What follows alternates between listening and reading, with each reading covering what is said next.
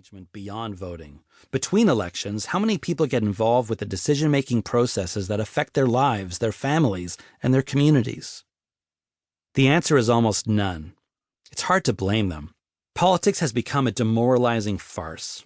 Most decisions are made behind closed doors by political insiders, while our legislatures have been reduced to arenas of toxic adversarialism, a childish circus and an embarrassment to our species. But the more we tune out, the more power the insiders have. And the more power they have, the more reason we have to tune out. You can see how quickly this snowball of apathy can grow. So we find ourselves in a crisis of cynicism flowing in three directions. First, we have our growing collective cynicism towards politicians. Second, there's a reverse flow. Political elites are cynical about us. Unless they're asking for our votes or donations, political leaders seem uninterested in our capacity to participate. But the third direction of cynicism is the most dangerous. We've lost faith in each other.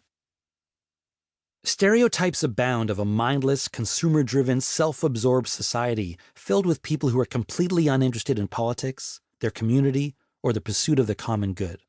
Think of how we've normalized the use of the word populist to describe political messages that are self-serving, ignorant, or hateful. The actual word just means support for the concerns of ordinary people. So the way we're currently using the word endorses the belief that ordinary people are crude by nature and that the elite, educated political class needs to operate independently from the desires of the population to protect citizens from themselves. Ironically, this is exactly the kind of condescension that has propelled so-called populist leaders into power in the first place. I believe in people. I look around at my friends, my family, colleagues, neighbors, and I see individuals who are inspiring, caring, and open-minded. And sometimes I'll start up a political conversation with a stranger just to make sure I'm not deluding myself from within a social bubble. I tend to do this in the two places that are most conducive to long discussions with complete strangers: taxicabs and barbershops. I'll broach a political topic, and the first response is almost always dismissive or self-deprecating. "Oh, I don't know much about that," or "I don't really care," accompanied by a shrug. It's as if they're trying to live up to our own cynical cliches of human nature. But if I gently push a little further, like heating up frozen soup, their opinions and ideas begin to thaw and the individual flows outwards. Even if I disagree with their views, I find myself appreciating their thoughtfulness and the complexity of their positions. So as a mass culture, we seem to be unplugged, uninterested, and self-absorbed.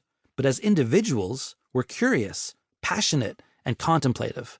How can we resolve the contrast between these two portraits of who we are? Each person's lived experience provides a unique point of view that has value. As Jason Dara, Edmonton's director of public communications, once told me, quote, "People have local knowledge. The drainage experts can't beat a citizen who says, 'Every time it rains, it pools right there,'" end quote. Whether that knowledge is about pooling water or something more profound, such as knowing what it's like to live on minimum wage, to be racially profiled, or struggle with addiction, these perspectives represent an ocean of wisdom and experience. In addition, we each have distinct approaches to problem solving, unique communication skills, and particular ways of exploring our creativity. But in a culture of disengagement, these voices and skills lie dormant behind a wall of apathy. How do we tear down this wall? The first step is to recognize that human behavior depends on environment.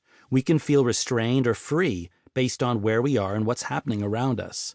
Think of something as simple as singing. Children laugh and sing without restraint, but as we grow older, we learn to become more reserved. Most adults don't sing. But there are 5 interesting exceptions: national anthems, happy birthday, karaoke, prayer, and the shower. In other words, adults tend to be embarrassed about singing unless they have the comfort of privacy, the familiarity of ritual, and/or the excuse of alcohol. When they have those permissions, they'll sing loudly and happily. So rather than assuming that people don't want to participate in politics, I think it's more accurate and respectful to recognize that politics can feel intimidating and that people just need an environment where it feels worthwhile, safe, comfortable, and normal to speak out, to share ideas.